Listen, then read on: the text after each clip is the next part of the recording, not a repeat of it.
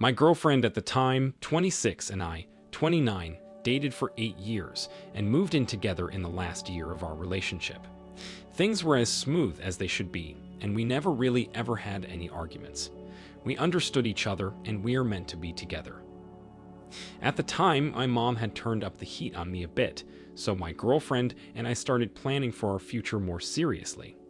Having dated for that long and lived together for a year, there didn't seem to be a need to wait any longer. I'm one of those lucky few who attained a good level of success early. I worked as a big data analyst for a software company, and I got to work from home 3 days a week. My girlfriend, on the other hand, was not doing badly. She had a 9-to-5 job in a big media corporation. The day that would halt my marriage plans and make me question my decision to marry my girlfriend began like every other really bad day. First, I had a very tight deadline to meet. My network was slow, the power had been out for nearly 2 hours, and to make matters worse, my computer broke down. I couldn't find enough cuss words to vent my frustration, something I rarely ever do.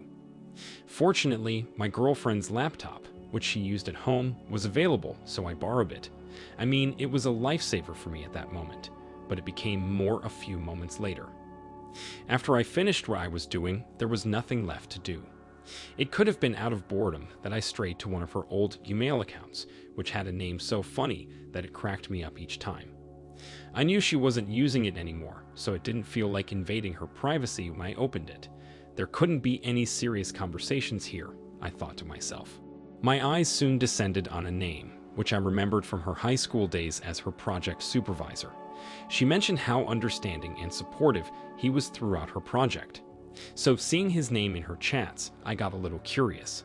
Maybe he wanted to know how she was doing after school, but it was far from that. I didn't expect to find the kind of conversation they were having in one of the threads. They were exchanging explicit messages. For a moment, my head went light and void of any thoughts. I checked his profile to be sure I wasn't mistaken. And indeed, I wasn't. It was her professor from college. I mean, this man was over 45 years of age. He was married and had kids. I couldn't take it. Much to my dismay, I realized that they had kept in touch and had continued with their affair since their college days. They had been hooking up constantly, on and off, for at least 6 years. I knew we were both done, but I still decided to go through their previous conversations. If what I had seen so far surprised me, there was more waiting for me in the older messages.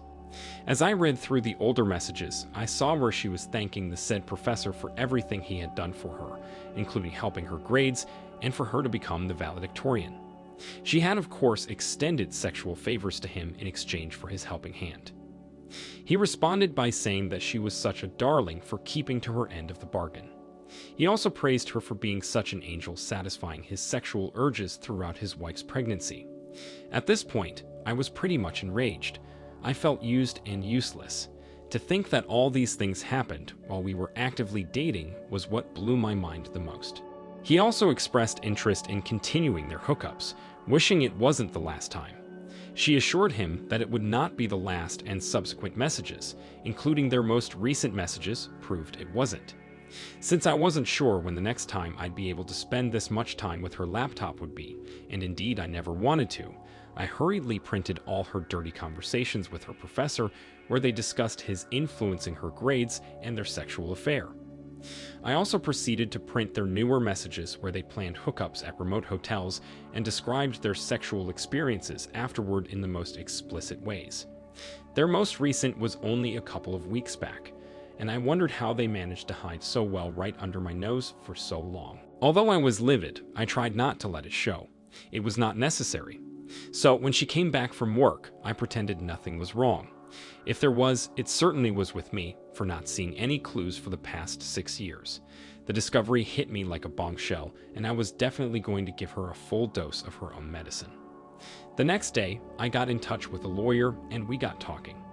I explained everything that transpired, and through him forwarded evidence to her university about the affair between my girlfriend and the professor. We expressly stated our conviction that her grades could be influenced by him, and this raised questions about her status as a valedictorian. Finally, it was time to end it all. I was in no mood for accusations and arguments, so I simply got the copies of the recent emails I printed and put them on our bed just before she came home from work, while I sat on the couch waiting for what would follow next. I heard her scream as she entered the bedroom and saw the papers. She came running out full-on sobbing and started breaking down at my feet. I told her calmly that she had 24 hours to get her things and get the frick out of my life forever. I didn't ever want to hear from her. I did not ever want to see her. I needed her gone from my life as if she had never existed in it. Where she was going would be none of my concern. Then I walked out while she sobbed on the floor. My heart was aching and breaking into a million pieces, but I knew it was the right thing to do. My relationship was never mine in the first place. What a joke.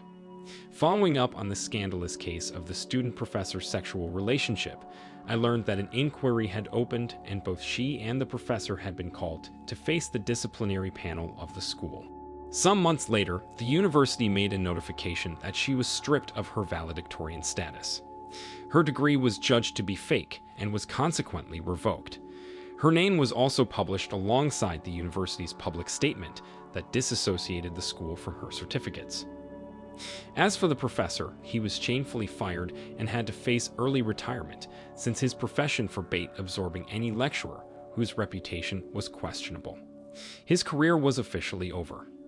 The public announcement made by the university took a toll on my ex-girlfriend, and I heard soon after that she got fired from her job following the revoking of her degree, as the degree was mandatory for her position.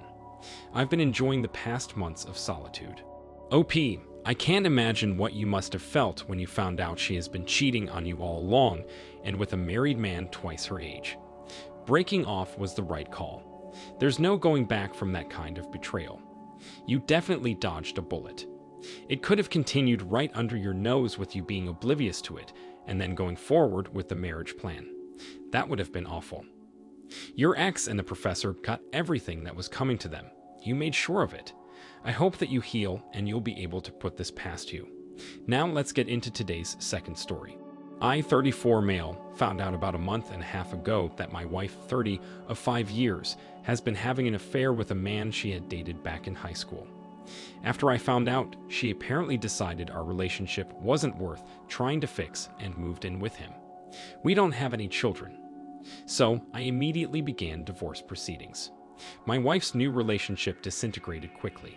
My buddy is a cop, and within 2 weeks of her moving in with him, he was telling me they were getting calls nearly every night from the neighbors, with reports of them screaming at each other, hitting each other, etc. It all came to a head a week ago. They got into a huge argument, and he ended up beating her so badly that she had to go to the hospital. He was arrested, she got a restraining order, and their relationship is over. My wife came back to live at the house. She asked me to stay there as well because she didn't feel safe. I agreed, though I'm now staying in the spare bedroom. She seems to now think that because I'm helping her recover and we're both staying in the house, this is a chance for us to rekindle our relationship. She doesn't want to move forward with a divorce. I have no desire to rekindle our relationship. I want to help her recover and I want her to be safe, but the betrayal I feel is something I don't think I can ever forgive.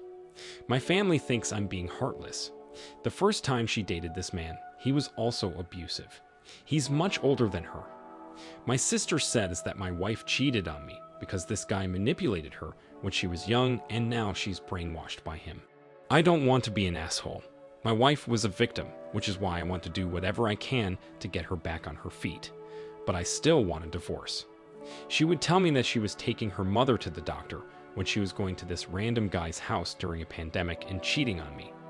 I can't get that out of my head, but my family just keeps telling me that we have to get through this together.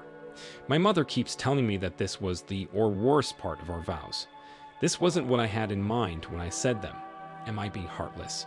OP, having self-respect and enough love for yourself to not accept being hurt and disrespected by someone who betrayed you is not you being heartless. I doubt she'd be back if her fling didn't go south.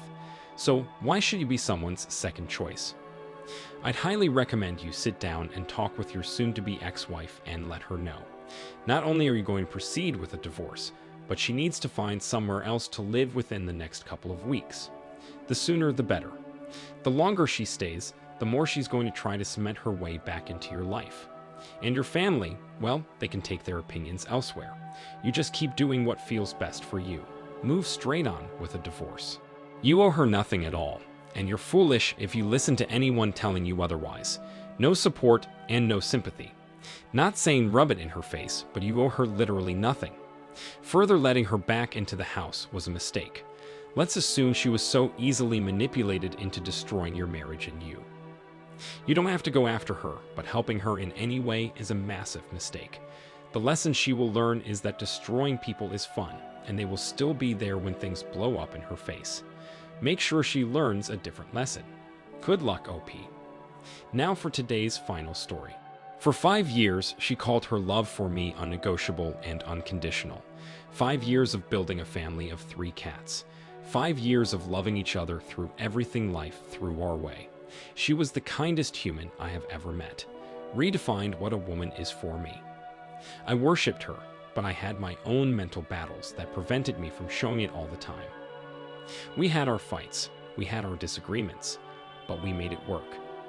I wasn't the best partner when it came to supporting her mentally. I wasn't the best partner when it came to picking up my share around the house. But I don't think these things warrant what she did. Especially when she didn't vocalize how badly those shortcomings made her want to leave. When she announced her decision to leave me, nothing made sense or added up. It didn't seem like what I didn't do was enough of a reason to get left for. Then 1 week after the breakup, she was out dating her coworker. Then she stopped coming home.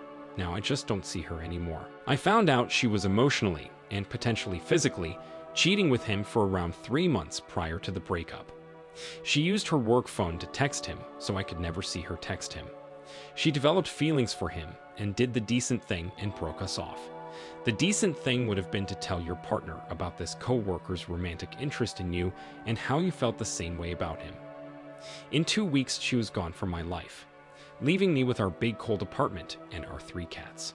OP, it's very human to want to go back to what it was before the destruction of something very important to a person. So people after the war sought to return to the place of their completely destroyed homes.